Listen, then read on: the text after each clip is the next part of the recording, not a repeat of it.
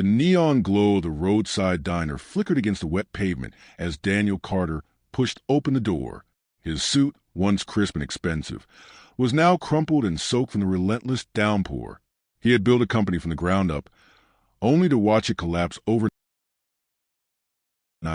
due to a deal gone wrong. His bank account was nearly empty, his reputation shattered. As he stepped inside, the warmth of the diner wrapped around him like a fragile embrace. The aroma of coffee and freshly baked bread stirred something inside him, a memory of better days. But tonight, he had nothing, not even enough money to buy himself a meal. From behind the counter, Renee Harris, the diner's owner, noticed him. Her sharp eyes had seen plenty of broken souls walk through her doors. Life had hardened her, but it hadn't made her cruel. With a knowing glance, she walked over to his table and placed a steaming bowl of soup in front of him. "It's on the house," she said, her voice strong but gentle. Daniel hesitated. "I can't." "Eat," she insisted. "You look like you need it." As he lifted the spoon, something inside him cracked. The warmth of the soup, the simple kindness of a stranger. It felt like a lifeline. Little did he know, this meal was just the beginning of something that would change both their lives forever. Renee leaned against the counter, watching as Daniel ate in silence. She had seen that look before, on men who had lost everything, who had hit rock bottom and didn't know how to climb back up. "I know that feeling," she said after a while, breaking the silence. Daniel looked up. "What feeling?" "The one that makes soup taste like regret," she said with a wry smile. "Like you're swallowing your own failure with every bite." His grip on the spoon tightened. He hadn't expected anyone to understand, much less a woman running a small roadside diner. "What do you know about failure?" he asked, his voice bitter. Renee chuckled softly, shaking her head. "You think I woke up one day and just decided to own a diner? Life has a way of forcing us into places we never imagined." She pulled out a chair across from him and sat down. The rain outside drummed steadily against the windows, creating a quiet rhythm for their conversation. "I grew up in Chicago, raised by a single mother who worked 3 jobs just to keep food on the table," she began. "I was determined to give her a better life. Went to college, got a degree, and landed a corporate job. Thought I was set for life." Daniel raised an eyebrow. He hadn't expected this. "So what happened?" he asked. Renee exhaled. "The company I worked for went bankrupt. Laid off hundreds of employees overnight, including me. I had bills to pay, a sick mother to take care of, and no safety net. I spent months looking for another job, but no one was hiring." She gestured around the diner. "I had to start over from nothing. This place saved me." Daniel stared at her. He had been so consumed by his own failure that he never considered others might have suffered the same or worse. "So you built this from the ground up?" he asked. Renee nodded, with borrowed money and sheer desperation. She leaned forward. "And you? What's your story?" Daniel hesitated. He had spent months hiding his downfall from everyone, pretending to still be the powerful businessman he once was. But tonight, sitting across from a woman who had already survived her worst days, he felt something crack inside him. "I built a company from scratch," he admitted. "Spent 10 years making it one of the top real estate firms in the city. Then one bad deal, one betrayal, and everything collapsed.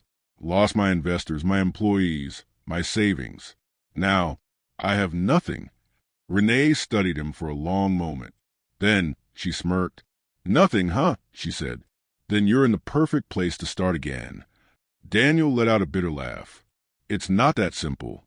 "Maybe not," she admitted. "But sitting here feeling sorry for yourself isn't going to change anything either." Her words hit him harder than he expected. There was no pity in her voice, no empty sympathy, just truth. For the first time in months, Daniel felt something other than despair, hope, and he had no idea that this night was only the beginning. The next morning, Daniel found himself still in the diner. Renee had let him stay after closing, saying, "No point in sending a man out into a storm when he's already drowning." As the sun rose, Renee placed a fresh plate of eggs and toast in front of him. "You know, if you're looking for a way to start over, I could use an extra pair of hands around here," she said casually. Daniel frowned. "You wanted to work here?" Why not? Renee shrugged. You need money, and I need someone who knows how to deal with numbers. You look like a guy who's done his fair share of business deals. Maybe you can help me expand this place. Daniel stared at her. Just yesterday, he was a man who brokered million-dollar deals. Now, he was being offered a job in a small diner. But something about the offer didn't feel like an insult. It felt like an opportunity. Maybe, just maybe, this was the first step towards something new. And so, with nothing left to lose, he said the words that would change his life forever. All right, Renee, let's see what we can do. Daniel wiped his hands on a rag, shaking his head at the sight before him. The diner's bookkeeping was a mess. Receipts stuffed into random folders, supply invoices barely tracked, and no clear profit margins. It was a miracle Renee had kept this place running. You don't track inventory? He asked, raising an eyebrow. Renee, busy flipping pancakes behind the counter, smirked. I track it in my head. Daniel sighed. That's not tracking, that's gambling. Hey, it's worked so far. Barely, he muttered, shuffling through a pile of mismatched papers. You're losing money on ingredients you don't need. Your menu pricing isn't covering your costs. And don't even get me started on your marketing or lack of it. Renee turned, hands on her hips. You got all that in 2 hours? He smirked. I built a multi-million-dollar company from scratch, remember?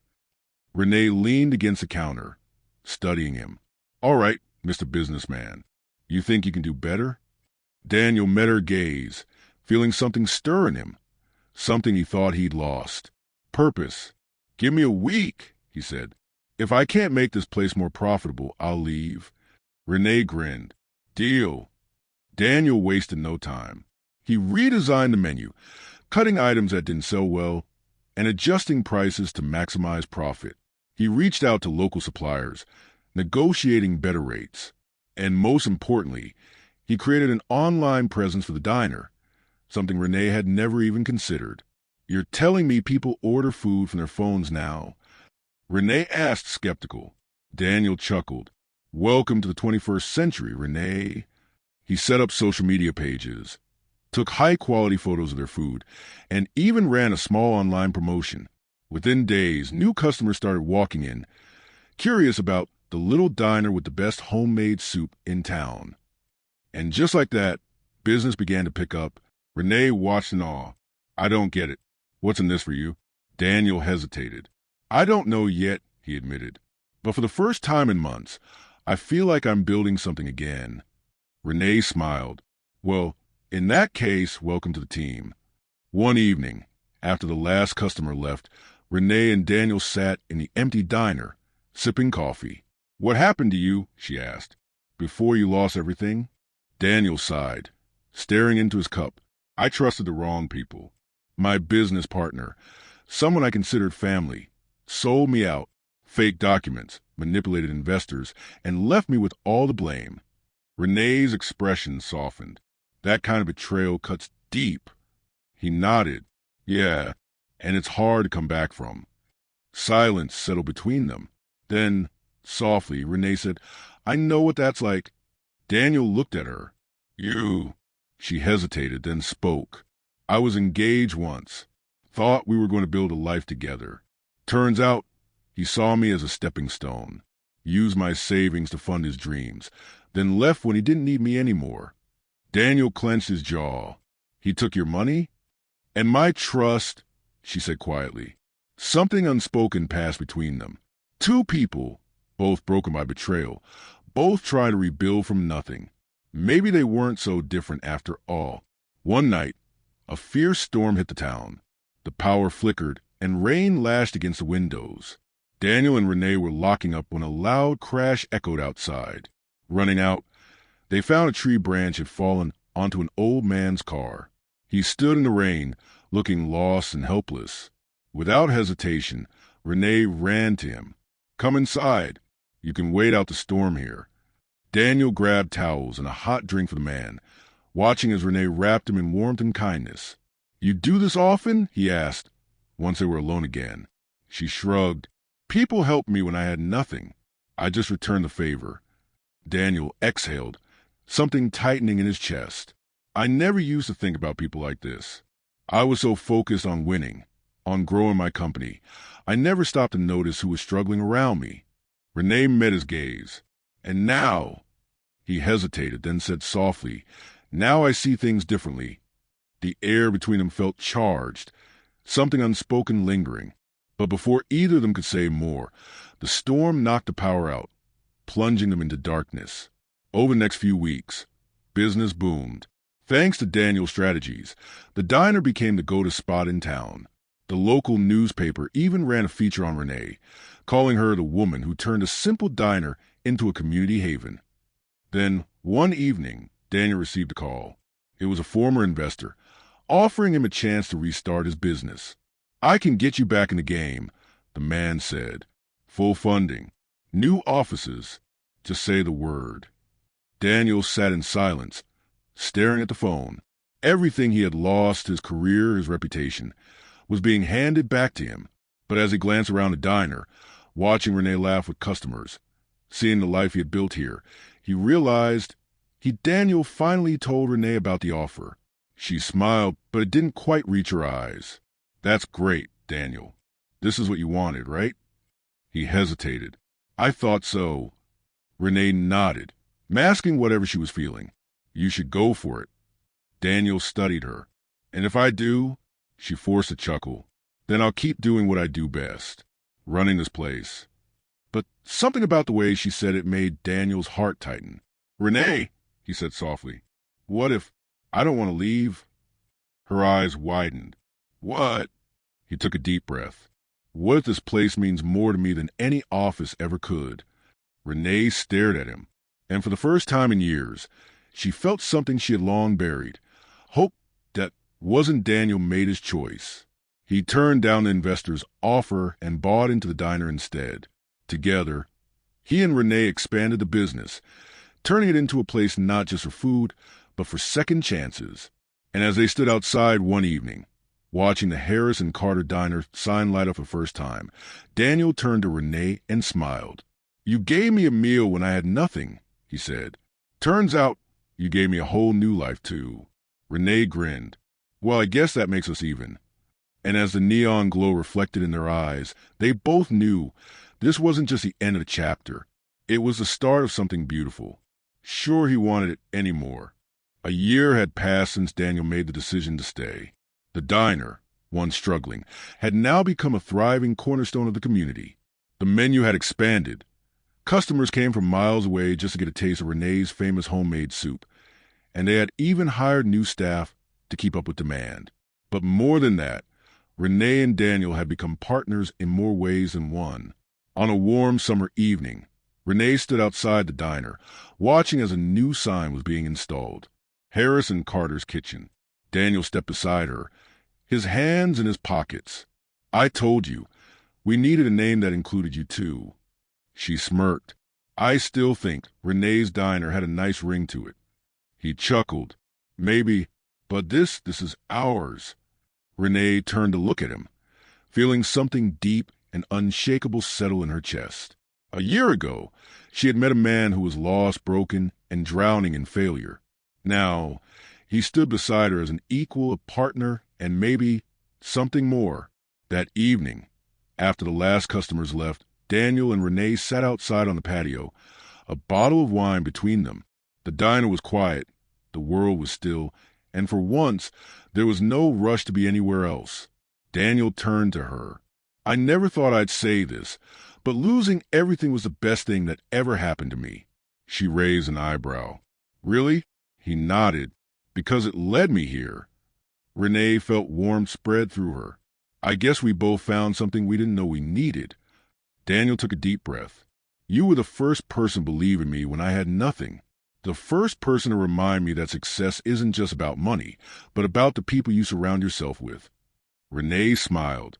And you were the first person to show me that taking risks doesn't always mean losing. A comfortable silence stretched between them before Daniel reached for her hand. So, what do you say? Should we see where this goes? Renee grinned. I thought you'd never ask. As the neon glow of their diner flickered against the night sky, Daniel and Renee sat side by side. Two people who had once been lost, now building a future together.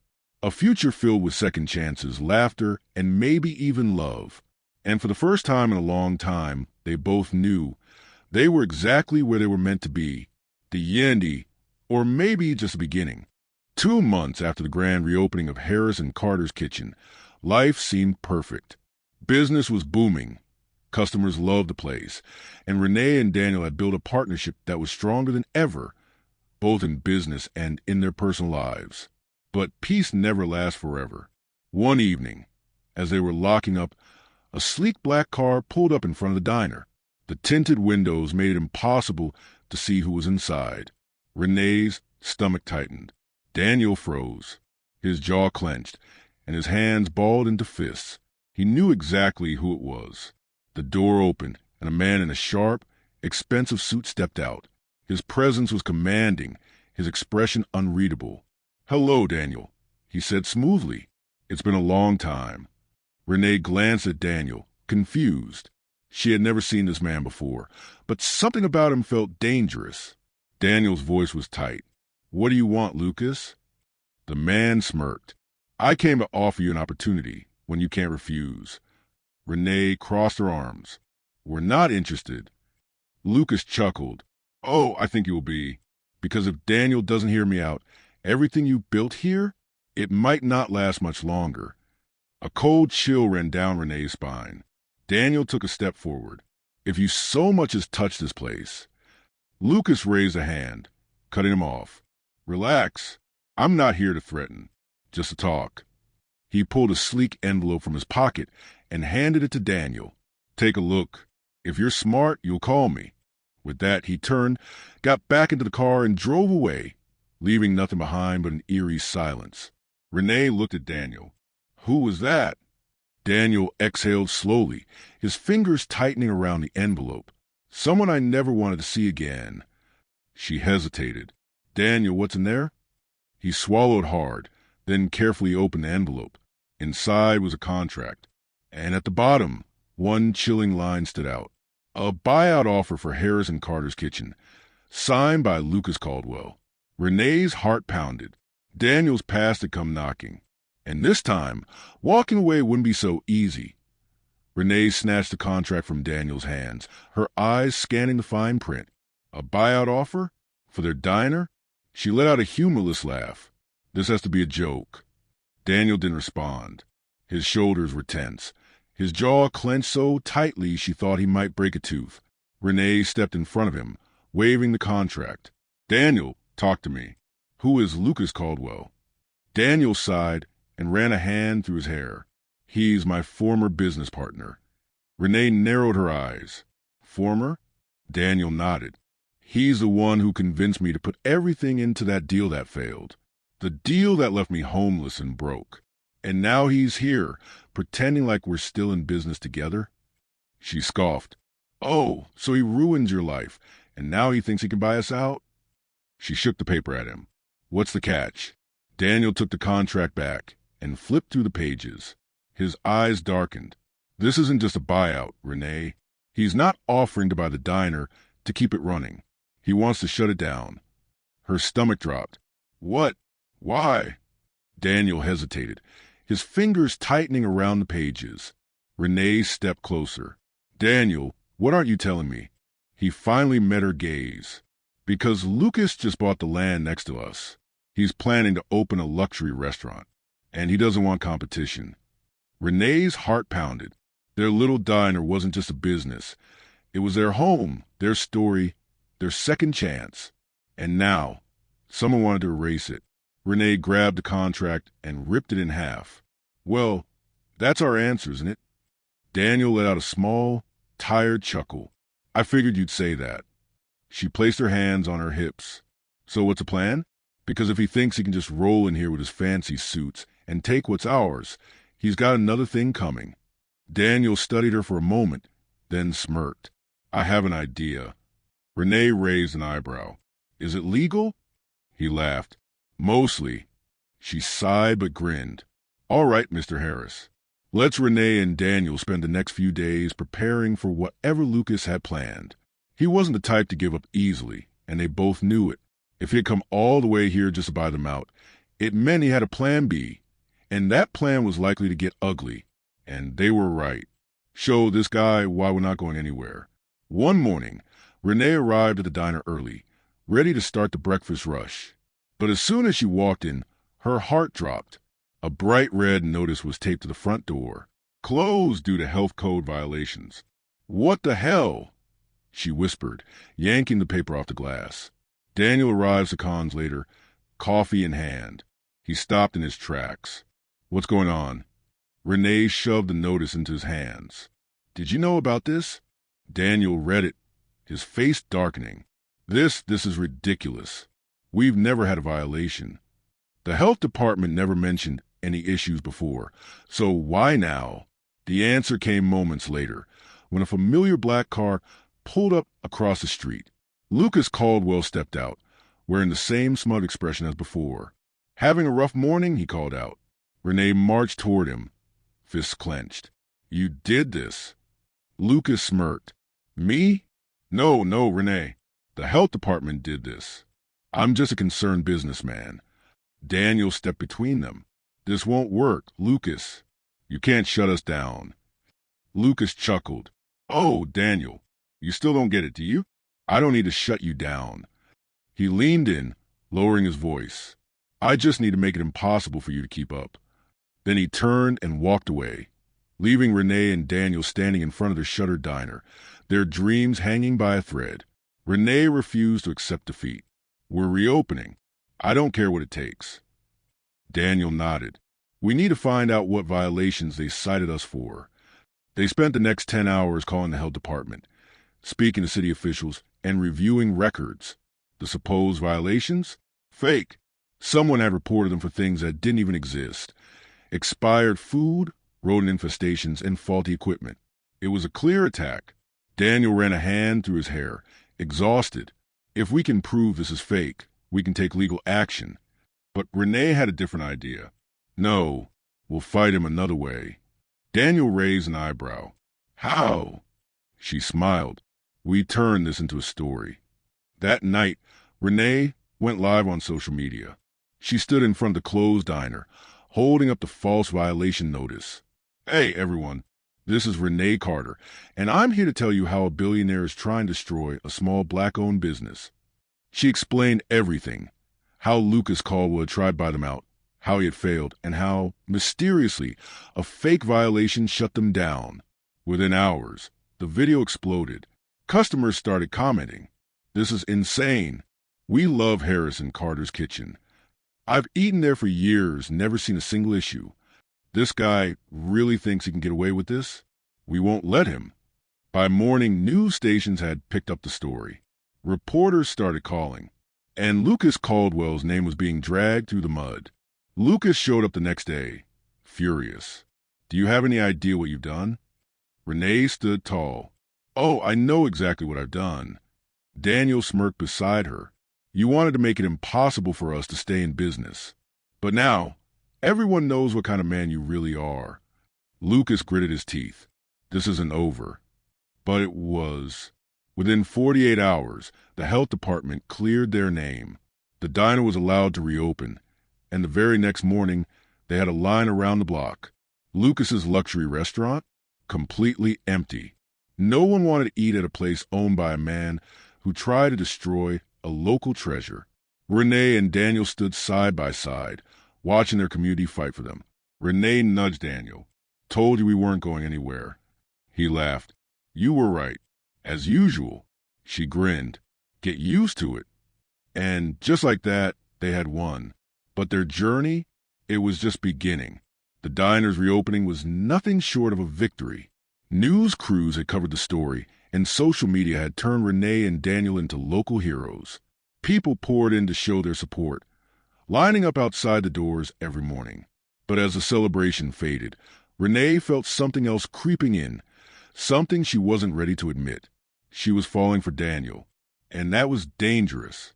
One night, after closing, Renee and Daniel sat at the counter, exhausted but satisfied. The diner was finally thriving again.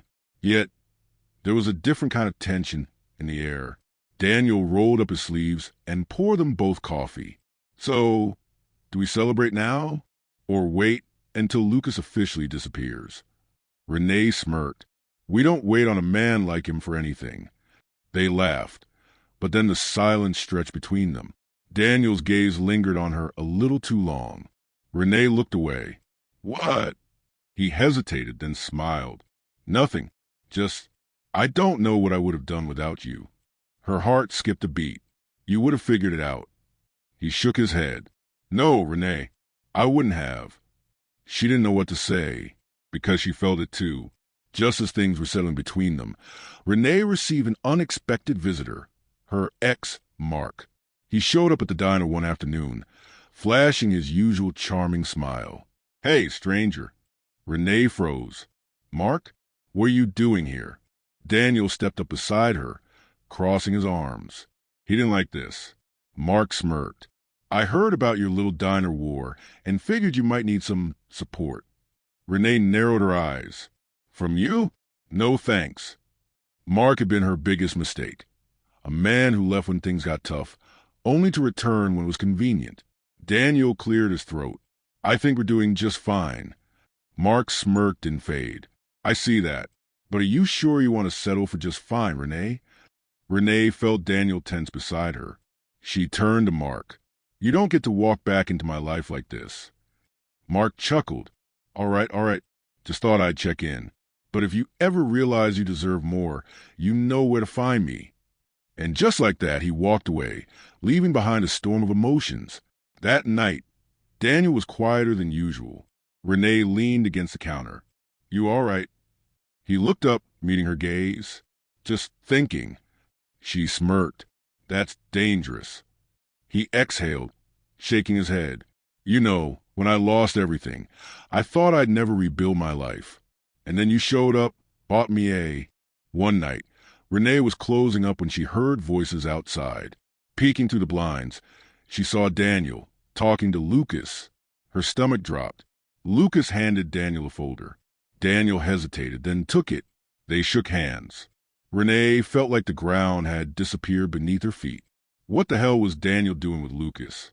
The moment Daniel stepped inside, Renee was waiting. Want to tell me what that was about? She asked, arms crossed.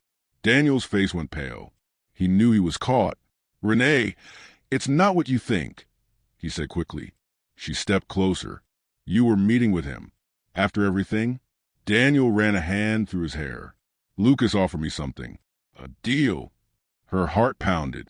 What kind of deal? He sighed. Money. Enough to pay off every debt I have. Enough to expand the diner. He said all I had to do was convince you to sell. Renee felt like she'd been punched. You were considering it? Daniel shook his head. No.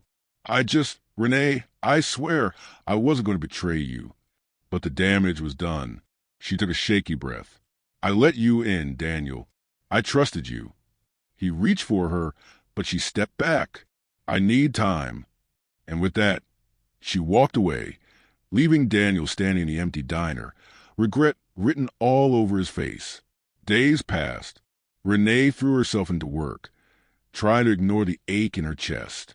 Daniel gave her space, but the weight of his mistake hung heavy in the air. Then tragedy struck. An electrical fire broke out in the diner. By the time firefighters arrived, half the building was gone. Smoke filled the air, and Renee stood on the sidewalk, watching her life's work turn to ashes. Tears blurred her vision. No. The fire left nothing but charred walls and broken dreams.